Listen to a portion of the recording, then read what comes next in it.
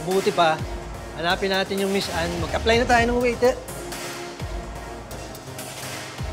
Uy, tuwa ka dun sa mga sumasayaw, ah. Bok, hindi mo lang naitatanong. Ito yung pangarap ko dati nung bata pa ako. Oo, maging dancer, ganyan. Kasi yung kapitbahay namin noon, binata, ganyan yung trabaho.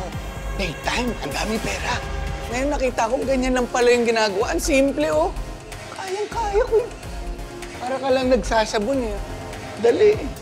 Tigilan mo na nga yan. Labo talaga na interest mo. Tara, mabuti pa, puntahan natin yung Miss Anne. Mag-apply na tayo waiter. Dali nga.